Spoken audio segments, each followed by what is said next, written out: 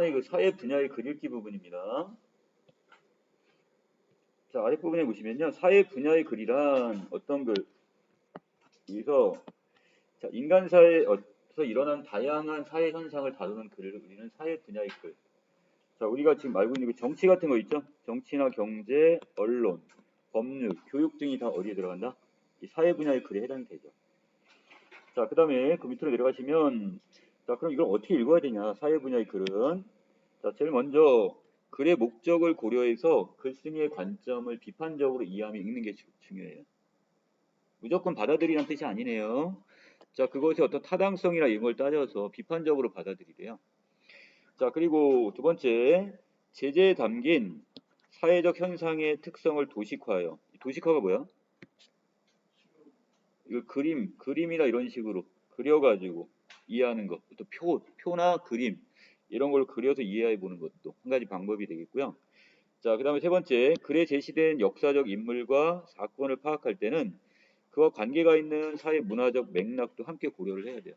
어떤 상황에서 이런 어떤 역사적 배경이 있었지? 자, 이런 배경적 지식을 활용을 하는 얘기겠네요. 자, 더 나가서 글에 제시된 사회 현상을 나의 생활에 적용해 보는 것도 한 가지 방법이 됩니다. 자, 나의 경우는 어떨까? 여기까지 지금 넘겨보라는 얘기야, 지금. 자, 그 다음에 밑으로 바로 넘어갑시다. 자, 여기 지금 질 베른의 소설인 이 소설입니다. 이 80일간의 세계 일주라는 이 소설에서 바로 여기 경제적인 파트인 바로 뭘 끌어내는 거야? 소비자 잉여의 개념이 무엇이냐? 이거란 말이야, 지금. 자, 그래서 이 자기가 어떤 내기를 했죠. 자, 이 내기를 했는데 이게 이기기 위해서 뭐 거금을 투자해가지고 심지어는 배를 사기도 하고 여러 가지 방법을 쓰는데 자, 그래서 이걸 해갖고 결국 이겼단 말이야. 근데 결국 남은 건 하나도 없어. 왜? 그거를 지금 뭐 중간에 배를 사거나 비용을 들이냐고 많이 썼단 말이야. 근데도 왜 그 거금을 들여가지고 비용을 지금 들여가면서 했느냐? 바로 그 안에 이 소비자 잉여라는 개념이 숨어 있기 때문에 그렇습니다. 자, 글의 종류는 지금 여기 설명문. 자, 그리고 자, 주제를 보시면 80일간의 세계 일주를 통해 알아본 소비자 잉여의 개념이 무엇이고 그 특성을 설명하고 있습니다. 자, 그 다음에 소설 80일간의 세계 일주의 내용을 인용해서 경제 개념을 좀 더 알기 쉽게 설명을 했고요. 자, 또 한 가지 구체적인 예를 들었죠. 자, 예시대가 보입니다. 자, 가볼까요?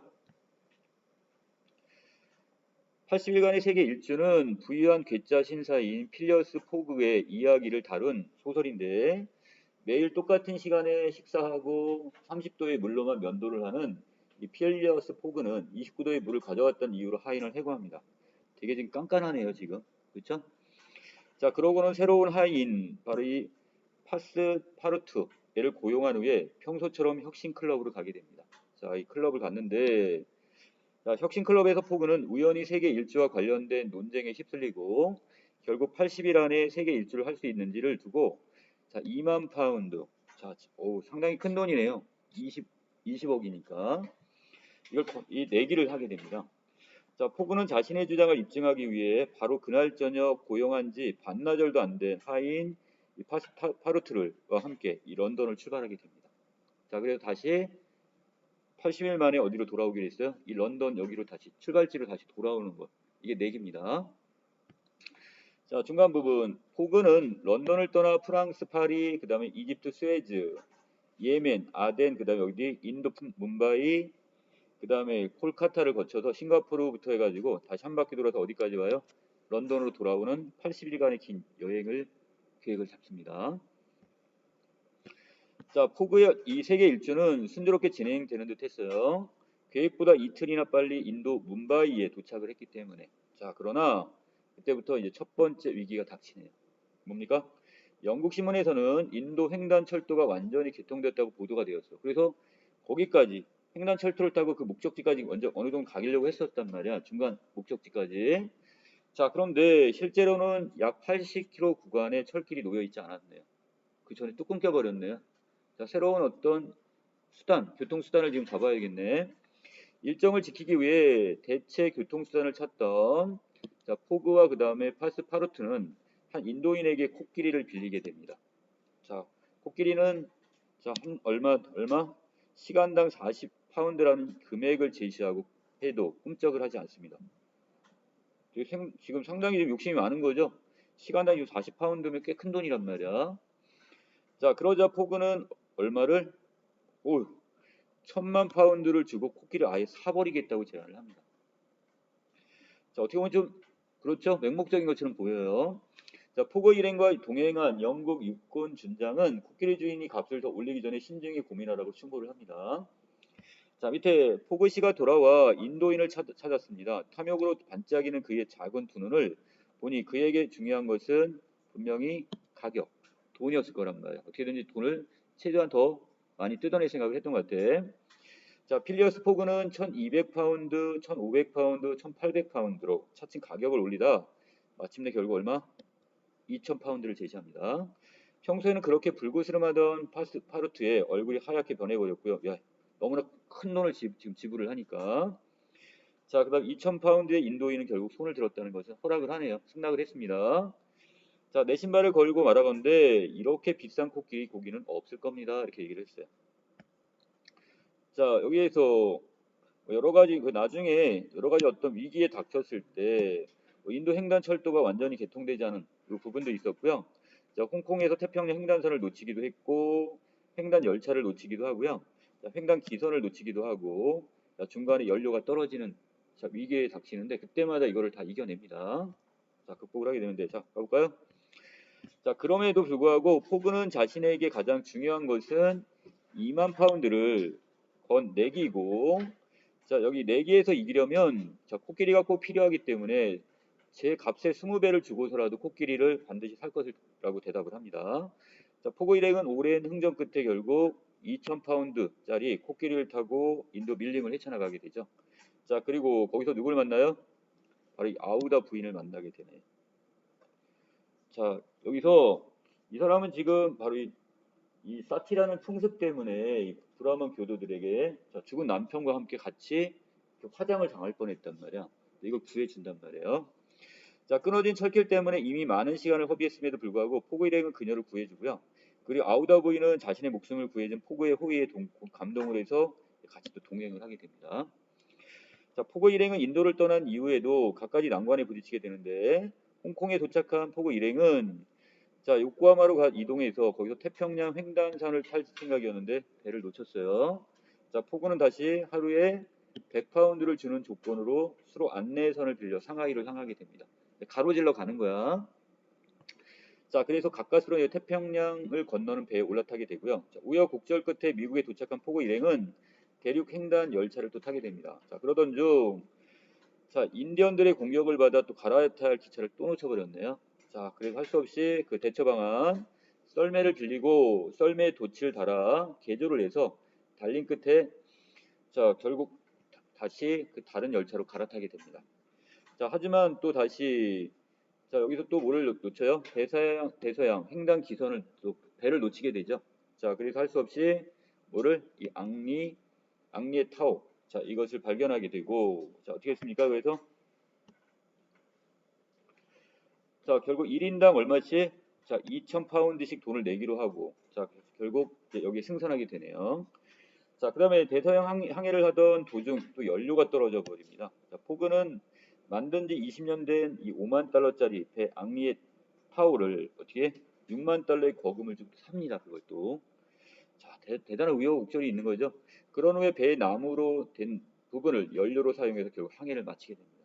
자, 이처럼 온갖 수단을 동원해 영국에 도착한 포그는 약속 시간 바로 직전에 기적적으로 혁신 클럽에 들어서게 되네요. 내기에 그럼 어떻게 된 거야? 이기게 된 거죠.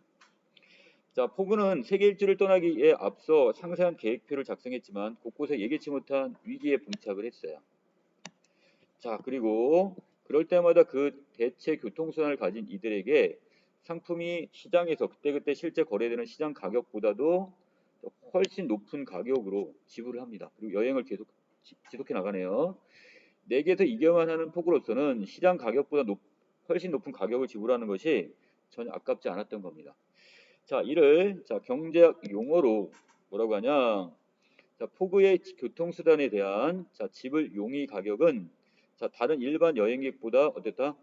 매우 높은 수준이었다 이렇게 볼 수 있습니다. 자, 아랫부분에서 자, 지불 용의 가격이란 소비자가 상품 구입을 위해 지불하겠다고 마음먹은 금액 중 가장 높은 가격을 지불 용의 가격이라고 합니다.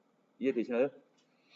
자, 위기 상황에서 포그는 과감하게 높은 가격을 제시하여 문제를 해결했지만 그가 항상 높은 가격을 지불했던 건 아니에요. 일정의 차질이 없을 때는 당연히 다른 일반 여행객과 같은 가격을 내고 교통수단을 이용했단 말이에요. 즉 포그는 굉장히 높은 지불 용의 가격을 가지고 있음에도 불구하고 남들과 같은 가격을 지불해요. 그때는 소비자 잉여를 누리게 됩니다. 자, 여기서 소비자 잉여라는 개념이 나오네요. 그러니까 여기서 지불 용의 가격이 있고 실제 자기가 지불한 가격이 있죠. 이 차를 바로 우리는 소비자 잉여로 보는 겁니다. 이해되세요? 자, 일반적으로 우체국에서 우표는 누구에게나 같은 가격에 판매가 되지만 자, 이게 일반 가격일 거란 말이야. 근데 자, 이것을 자, 우표 한 장이라도 해도 소비자들이 생각한 지불 용의 가격은 천차만별입니다. 왜? 우표값 몇백 원을 아까워하는 소비자가 있는 반면에 한 장의 우표에도 수백만 원 또는 수천만 원의 가치가 있다고 생각하는 우표 수집광도 있겠죠. 그럼 여기에 따라서 그럼 일반 소비자와 여기 있는 우표 수집광은 서로 간에 지불 용의 가격이 같을까요? 다를까요? 다르게 되는 거죠. 자, 영국의 경제학자 여기 마셜은 어떤 상품을 구매함으로써 자, 소비자가 얻는 이익을 우리는 뭐란다? 소비자 잉여. 자, 소비자 잉여의 개념입니다. 자, 소비자 잉여는 소비자가 얻고 싶은 재화를 낮은 가격에 살 경우 자, 실제 구입 가격과 최대 지불할 수 있는 가격의 차. 이게 바로 여기서 뭐가 되는 거야? 소비자 잉여가 되겠죠. 자, 그래서 즉 지불 용의 가격에서 실제 지불한 가격을 뺀 금액이 바로 여기서 얘기하는 소비자 잉여가 되는 겁니다. 자, 예를 들어 과일 가게에서 사과를 사려고 갔는데 소비자에게 얼마까지 돈을 낼 용의가 있냐 묻는다고 가정할 때 자, 어떤 A라는 사람은 1,500원에 사겠다 이렇게 했고요. 자, B라는 사람은 1,000원에 사겠다고 했어요. 자, 그런데 상인이 이것을 500원에 제시를 했어요. 500원에 사가세요 이렇게 얘기했다면 자, 각각 A 소비자는 얼마만큼? 1,000원. 그 다음에 B 소비자는 500원만큼의 이득, 소비자 잉여가 생긴 거죠. 이해되세요? 자, 왜냐하면 A 소비자는 사과 한 개를 사 먹기에 1,500원까지 낼 지불 용의 가격이었단 말이야. 자, 실제로는 500원만 지불했고 B 소비자는 자, 1,000원까지 돈을 낼 용의가 있었는데 실제 500원만 지불했기 때문에 각각 자, 여기서 1,000원 내지 500원의 이익을 본 거나 마찬가지가 되는 겁니다. 자, 그래서 이것을 우리는 소비자 잉여다 이렇게 말을 하고 A와 B 소비자 중 소비자 잉여가 큰 A 소비자가 시장을 이용하여 좀 더 많은 혜택을 보았다고 말할 수 있다 이겁니다. 자, 이러한 정의에 의하면 자, 다시 이제 소설로 돌아왔네요. 자, 포그와 같이 높은 집을 용의 가격을 가진 두 사람은 시장을 이용함으로써 큰 소비자 잉여를 누린다고 할 수가 있네요. 반대로 상품의 공급자가 모든 소비자의 지불 용의 가격을 정확히 알고 이에 맞춰 상품 가격을 달리 책정했다면 소비자 잉여는 발생하지 않을 거예요. 자, 아까 예를 들어서 사과를 살 때 A가 1,500원에 산다고 했고 B가 1,000원에 산다고 했을 때 그래요? 자, 그럼 A씨는 1,500원에 가져가시오. B씨 그럼 1,000원에 가져가시오 했으면 어떻게 될까? 이 사람 뭔가 잉여가 발생한 게 없잖아요. 됐죠? 자, 그런데 자 밑으로 가면 그러나 현실적으로 매우 어려운 일이에요. 예를 들어 어떤 극장에서 같은 등급의 좌석 요금을 지불 용의 가격에 따라 다르게 책정을 한다면 자 관람객들은 강하게 반발을 할 거예요. 아니 왜 똑같은 적인데 다르게 책정을 하는 거야 가격을. 자 그래서 분명히 다른 극장을 이용하게 될 겁니다. 자 기업이 어떤 상품을 독점해서 판매하는 경우가 아니라면 자 독점인 경우는 달라요. 왜? 독점일 때는 내가 마음대로 가격을 결정해도 상관없으니까. 자, 일반적으로 품질이 같은 상품은 소비자들이 같은 가격으로 팔립니다. 이처럼 자, 경쟁 시장에서 독점 시장이 아닌 경쟁 시장에서 각 소비자에게 같은 상품에 대한 가격을 다르게 받을 수 없을 때 소비자 잉여가 발생한다는 사실은 이 경쟁적 시장이 소비자에게 효율적이라는 것을 증명하게 되는 거죠. 자, 넘기겠습니다. 자, 끝부분인데 자, 80일간의 세계 일주로 돌아가서 포그는 2만 파운드의 상금을 염두에 두고 배포 있게 높은 지불 용의 가격을 부름으로써 매 순간 위기를 극복했고 마침내 80일 만에 세계 일주를 할 수 있다는 걸 입증을 해냈어요. 자, 포그는 상금으로 2만 파운드를 받았지만 약 19,000파운드. 그리고 자, 나머지는 누구? 하인 파스파르트한테 줘버렸고, 또 자신을 은행 강도로 우회해 여행을 방해했던 픽스 형사에게 주었기 때문에 포그는 실제 금전적 소득은 아무것도 없어요. 4개 이겼지만 다 나갔단 말이야. 자, 어떤 사람은 포그가 세계 일주하면서 얻은 것이 하나도 없다고 말할 수도 있어요. 자, 하지만 그러나 포그는 첫 번째 세계 일주에 도전하지 않았다면 누리지 못할 체험이라는 것을 얻었죠. 자, 또 두 번째 런던으로 돌아와 아우다 부인과 결혼을 약속받았어요. 자, 결국 이 사람과 결혼한 것. 자, 소설의 작가 질 베르는 소설의 마지막에서 사람들은 이보다 더 작은 것을 위해서라도 세계 일주를 하지 않을까라는 질문을 던지며 펜대를 놓습니다. 자, 포고처럼 평생을 함께할 동반자를 만나는 만큼 가치를 얻지 못한다 하더라도 우리는 여행을 떠납니다. 자, 그리고 나름의 무엇을 어떤 이익, 뭔가 자신에게 얻는 것이 있겠죠. 자, 바로 이게 소비자 잉여가 되는 겁니다. 됐어요? 자, 아래로 내려가겠습니다. 자, 학습활동. 자, 포구는 아까 인도 뭄바이에서 지금 횡단철도가 지금 놓여지지 않아서 2천만 파운드를 주고 자, 코끼리를 구매하게 되고요. 자, 그 다음 밀림 지역에서 결국 자, 아우다 부인을 발견했어. 자, 결국 구해주고 같이 동행을 하게 되네요. 자, 시간이 여기서 좀 지체가 됐을 거야 또. 자, 그 다음에 횡단선을 또 놓쳤어요. 자, 100파운드를 주고 어떻게 했어? 조건으로 안내선을 상하이로 가서 태평양을 건너는 배를 탔습니다. 자, 또 여기에서 열차를 또 놓쳐버렸고, 자, 썰매 빌려서 다른 열차로 갈아탔고, 자, 횡단 기선을 또 놓쳐서, 자, 여기서 1인당 2,000파운드를 내는 조건으로 프랑스 보르도까지 화물선 앙리 에타오를 탔는데, 자, 문제는 나중에 연료가 떨어지자 이것을 아이페를 그냥 구입을 해버립니다, 지금. 자, 이번에 가면 자, 소비자 잉여. 이건 시험에 지금 나올 가능성이 되게 높아요. 자, 집을 용의 가격이란 상품 구입을 위해 지불하겠다고 마음먹은 금액 중 높은 가격. 이것을 집을 용의 가격이라고 하고요. 자, 일반적으로 지금 시장에서 공급자가 상품을 독점해서 판매하지 않을 때, 이 경쟁 시장에서 자, 상품의 공급자가 모든 소비자의 집을 용의 가격을 자, 정확히 알 수 없어서 상품 가격을 동일하게 책정하기 때문에 소비자 잉여가 발생할 수 있어요. 어떤 사람은 1,500원을 낼 생각이 있고 어떤 사람은 1,000원을 낼 건데 거기에 맞추지 못하고 그냥 500원 이렇게 받았단 말이에요. 사과값을. 자, 그래서 그것 때문에 소비자 잉여가 발생하게 되는 겁니다. 이때 소비자 잉여는 소비자가 갖고 싶은 상품을 낮은 가격에 살 경우 자, 이때 실제 구입 가격과 최대한 지불할 수 있다고 생각한 가격, 바로 이 집을 용의 가격이죠. 이 차이에서 자, 소비자가 얻는 이득, 이걸 부분을 말하고요. 자, 경제 원리에 따르면 높은 집을 용의 가격을 가진 사람은 더 큰 소비자 잉여를 누리게 되는 거죠. 자, 여기 가로친 부분 말고 다른 부분에다가 가로를 묶을 수도 있어요. 정확하게 좀 기억해 놓으시고. 자, 3번에 갑니다. 자, 여기에 이걸 비판적으로 지금 이해를 하라고 했는데, 자, 보니까 소비자 잉여 특징을 설명하기 위해 그림, 그래프, 표 등 믿을만한 자료를 풍부하게 활용했나? 어때요?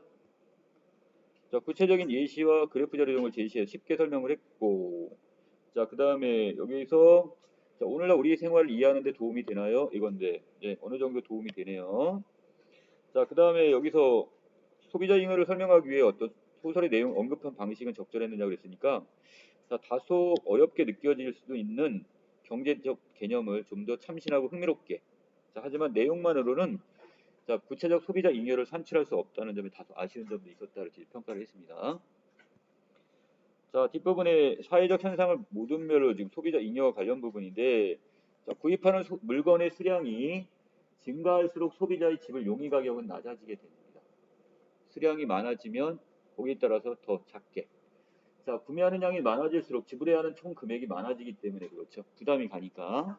따라서 한 개당 최대의 가격을 지불하고 싶은 것은 첫 번째 물건을 구입할 때고 두 번째 물건을 구입할 때는 더 낮아지겠죠.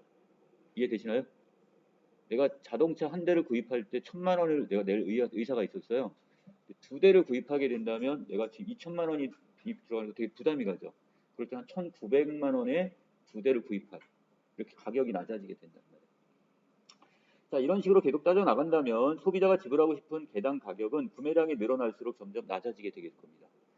기업에선 이를 활용해서 많은 사람들에게 자, 총액 대비 개당 가격을 낮춰줌으로써 소비자가 더 많이 사게 하는 전략. 바로 이게 우리가 2 플러스 1이 있죠? 이런 게 바로 그런 경우예요. 지금.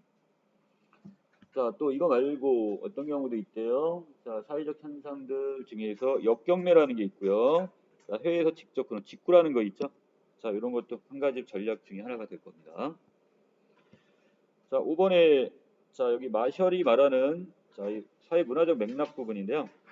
자, 이 마셜이라는 사람은요, 되게 가난한 영국 런던에서 태어났는데, 가난한 가정에서 태어난 거야. 자, 근데 얘가 지금 되게 똑똑했나 봐. 자, 근데 옥스퍼드 안 가고 어디로 갔대? 캠브리지 대학을 갑니다. 자, 그리고 처음엔 수학을 전공했는데, 자, 그는 세계에서 가장 풍요로운 국가로 꼽히는 영국의 국민 대다수가 가난을 허덕이는 현실에 고민을 하게 됩니다. 아, 수학만은 이걸 못 풀 것 같아. 자, 그래서 뭐로 바꿔요? 경제학을 연구하게 됩니다. 독특한 사람이네요. 자, 마샬의 가장 뛰어난 업적은 수학적 추론을 통해서 역사와 도덕의 일부로 치부됐던 이 경제학을 엄밀한 과학으로 발전시켰고, 이 경제학 원론이란 책을 출간하게 되고요. 자, 이걸 통해서 상품의 가격과 생산이 수요, 공급 곡선에 의해서 결정된다는 걸 알았어요. 내가 얼마만큼의 그러니까 소비를 할, 그러니까 수요자가 있고 소비자가 있어야면 그만큼 또 공급하는 사람이 있겠죠. 그 교차가 되는 지점에서 수요 공급선이 만나는 점에서 거래가 결정이 된다고 보는 겁니다. 자, 그 다음에 뒷부분에서 이 모든 것들이 바로 뭐야? 수요 공급의 변화 요인들이 바로 마셜의 분석 방법을 따른 것인데, 오늘날 한계 효용을 비롯해 소비자, 그 다음에 생산자 잉여, 수요 공급 곡선 등 미시 경제학에서 사용된 대부분의 개념이 바로 그의 경제학 원론에 비롯된 거라고 볼 수 있습니다. 자, 그럼 이런 얘기를 하네요. 자, 이 부분이 되게 중요해요. 경제학자는 냉철한 이성을 가져야 한다. 그러나 따뜻한 가슴을 잊지 말아야 된다. 자, 요 의미가 뭔지, 냉철한 이성과 따뜻한 가슴은 서로 반대적 개념일 거 아니에요. 자, 이것은 자, 여기서 자, 먼저 그 사회 문화적 의의가 뭐냐, 바로 빈부 격차의 문제를 해결해 보고자 경제 현상을 학문적으로 연구했다는 면에서 이게 바로 사회 문화적 의의가 있고요. 자, 밑에 이 말의 의미가 뭘까? 자, 여기서 경제학자는 결국 그 어떠한 현상에 대해서는 합리적이고 논리적인 태도로 현상을 바라봐야 된다는 것. 자, 이게 바로 뭘까요? 이것이 위에 있는 냉철한 이성. 자, 이걸 갖고 그걸 분석을 해내는 능력이 필요할 겁니다. 자, 이렇게 샵 다시 할게요. 자, 그렇지만 자, 따뜻한 가슴이라는 의미는 뭐냐 그럼. 자, 이거는 자, 현실의 어려움을 외면하지 않는 따뜻한 마음이 균형을 이루어야 된다는 것. 자, 이게 두 번째에 해당되는 것. 학자라면 이 현실의 어려움을 외면하지 말고 따뜻한 마음을 가져라. 자, 이게 바로 경제학자로서의 어떤 자세란 얘기죠. 자, 이렇게 설명을 했습니다. 자, 여기까지 내용 정리 마칠게요.